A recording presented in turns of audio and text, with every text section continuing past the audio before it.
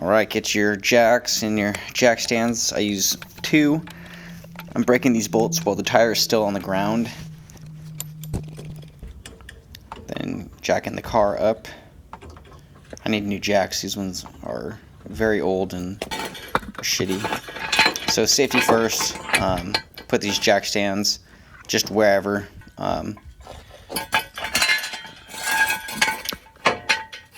Use all the safety precautions I can.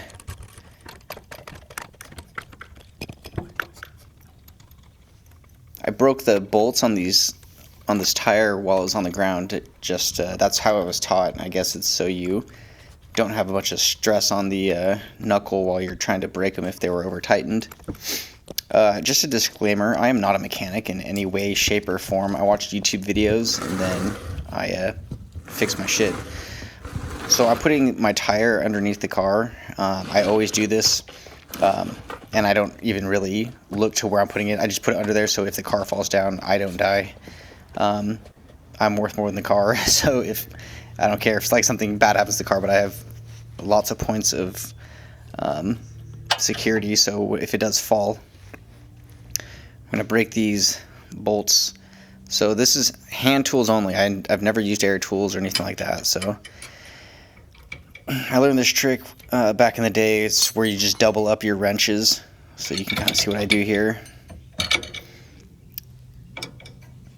And if you're using smaller wrenches, you can actually get a breaker bar over if you need to, but this usually does it. I always wear gloves just because, like, if I hit my hands on something while I'm getting the torque off, or while I'm breaking the bolts, that is. But I've gotten a lot more careful as I've gotten older. Yeah, doubling up your wrenches like that, that's always seemed to work well for me. Getting this nut, and then little breaker bar action. I think these are a 14. I think the nut on the bottom was a 17. I'll put it in the description, or I'll pin in the comments. I'll pin like all the torque specs and the information that I don't know while I'm doing this.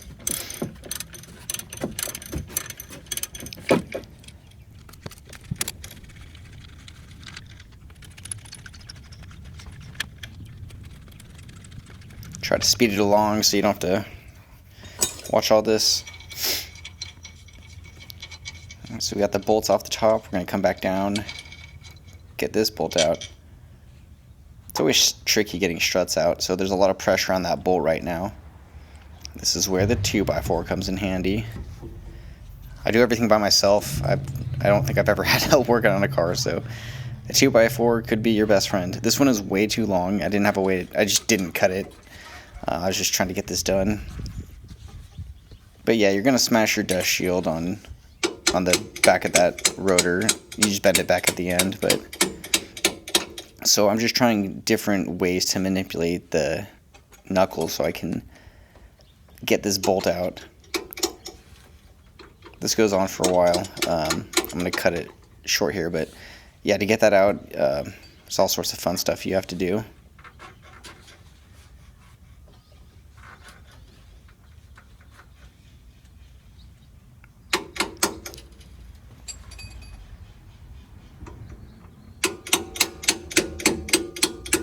Trying to hammer it through, but there's too much resistance on it because the spring, so putting pressure on that 2x4 to bring it down a little bit.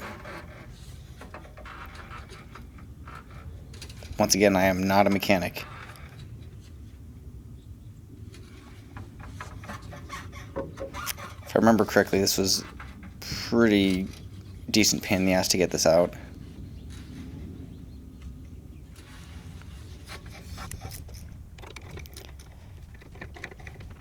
So I got a little bit out, and then I was able to use a wrench to kind of unscrew it. There's no threads at that point, but you know, when it's got resistance against it, you can use a ratchet to unscrew it.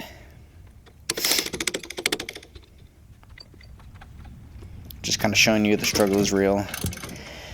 I'm putting a bolt back on top to kind of give it a little bit more give it a little bit more hold on top. It's kind of another view. Watch that brake caliper grease point right there.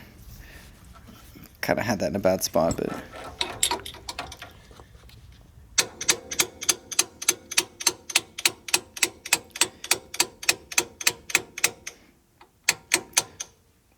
the struggle is real. Get a little, oh, there we go. Like magic. We're going to reuse that bolt, so don't do anything with it.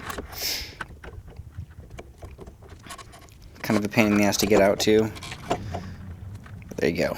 There it drops. Got to get this tie rod off because it's connected to the lower ball joints. These are the 4 bolts holding on the lower ball joint from underneath. So we're going to break these bolts. Break them free, that is. Should have done this earlier, but better late than never. Little PB blaster.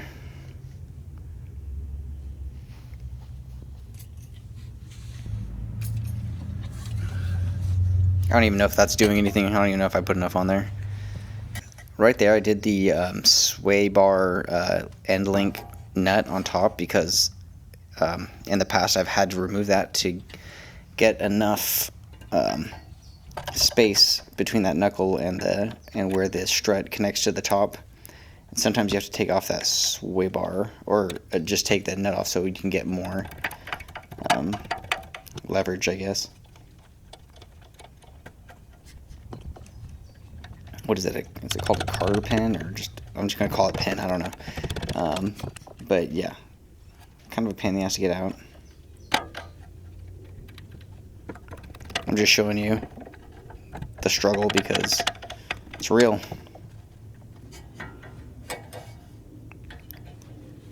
That probably took like 15 minutes when I really did it. I cut a bunch out. Right. Gotta get this tie rod off, but we have to get that castle nut off first. Little breaker bar action. And at the end of my breaker bar, I use my like the jack handle a lot of the times if I need more leverage. That one came off pretty easily. They say you're supposed to hammer on these things to get them to pop. I've never had a ball joint pop by hitting it with a hammer. So I rented this ball joint separator from the auto parts store. I'll show you later, but I have a better one, I feel like. But it's good to have just kind of different tools. I don't even have very many tools, honestly. I just have the bare minimum.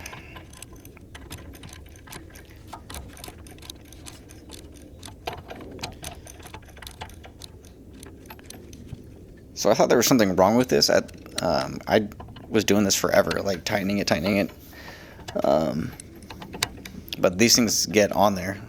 I had to use the breaker bar at this point. It was so tight on there.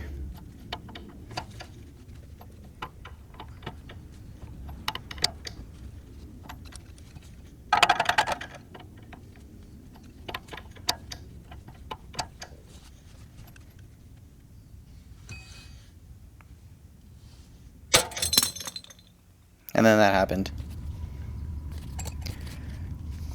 Alright, so this lower ball joint that we're going to have to separate. So we take this pin out, just like the tie rod. Just showing you that it was kind of a pain in the ass. But we got it.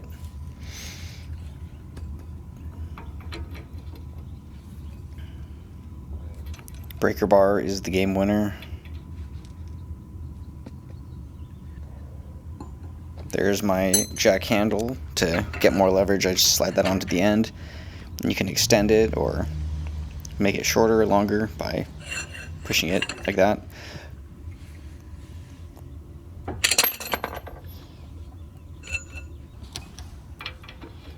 Okay, broke it free. Get this off.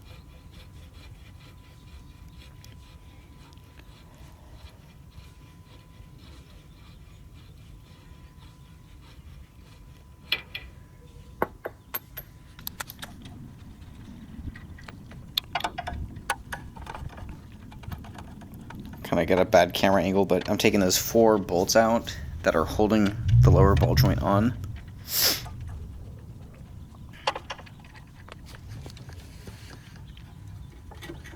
Alright, that just lifts right off, and you can move it off to the side there, and that's why you had to take that tie rod off, because it's connected to the lower ball joint. Don't reuse those bolts. Buy new bolts when you buy the lower ball joints. So this is a better ball joint separator, in my opinion. I'm not worrying too much about, you know, not destroying this lower ball joint, because I'm going to be replacing that whole piece. So I'm hammering this on.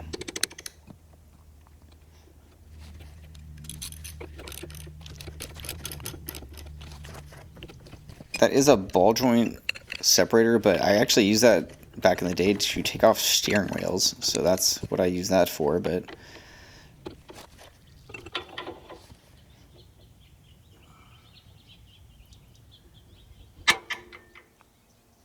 yeah, ball joints just kind of go whenever they feel like it. Like, I wasn't even on it at that point, but popped anyway.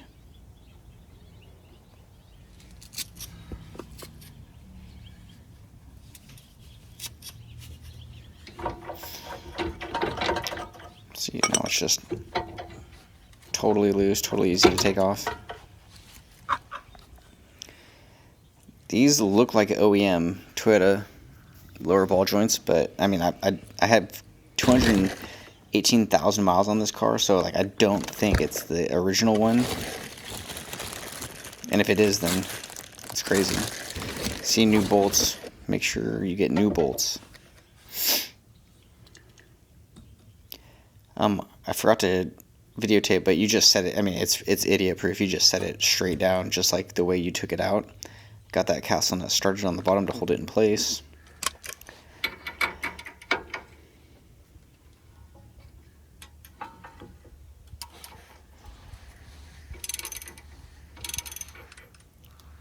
So just giving that a few turns before I get the 4 bolts that actually hold it on. Here we go.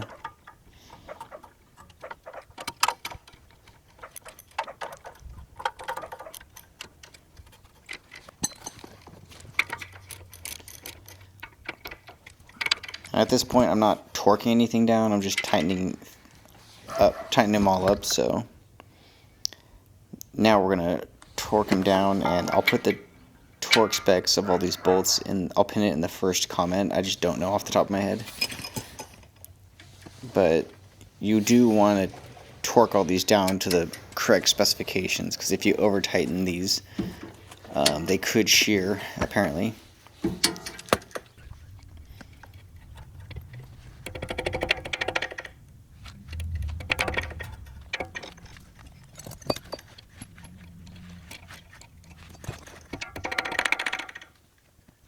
Not a mechanic, obviously. So we got the castle nut in, then we're gonna torque these ones down. I got this torque wrench for $20 at Harbor Freight. I don't know how accurate it is, but 20 bucks. Now we're gotta put this shock in. Always buy preloaded. You don't want to mess with a spring compressor, so always buy your front shocks with the springs loaded.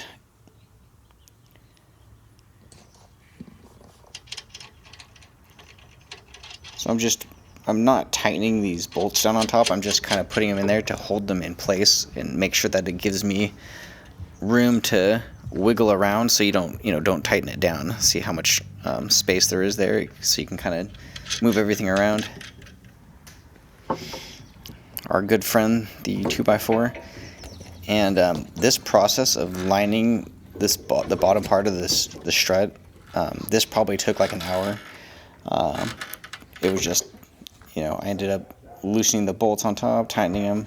Oh yeah, that's right. So I ended up taking this sway bar end link off because the new shocks are, they're longer than the used ones, because the used ones are, mine especially, were really dead, so they were compressed a lot. So the new ones are obviously going to be longer, so I ended up having to take this completely off, and so I could drop it down, get a little bit more space. I know a lot of these Sequoia guys don't even run sway bars, so I don't know. If you don't care about body roll, then take them off. So my good friend the 2x4,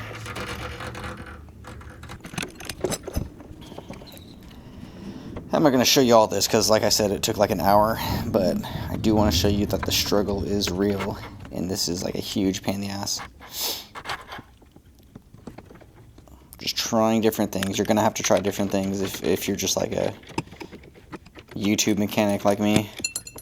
I just got to save money. I'm like, I can't pay somebody to do this shit.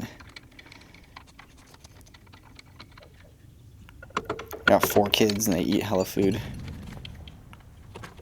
Use a lot of electricity.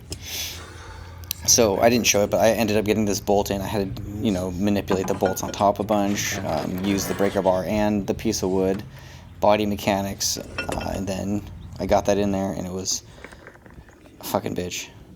It was terrible. But you know what? We did it. So now we got to get that tie rod, or not tie rod, but the sway bar end link back on. We got to get this tie rod back in there. And this is where the second jack is necessary to raise that steering, or the knuckle or control arm or whatever it is, back up. Get the bolt started in both of them so they're in place. And I don't know if you need to do them together like I did. You could probably just tighten one completely down then the other, but I always just like to give myself a little bit of space just in case for some reason, if I don't know. I don't think I need it in this situation, but so I had already done the other side. I would say if you're doing this for the first time with hand tools, give yourself like a full weekend. So like one day to do one side and another day to the other side. And just like take your time and, don't break bolts, don't, just take your time and do it right. So yeah, use the jack to line up that tie rod. Put a little pressure on it.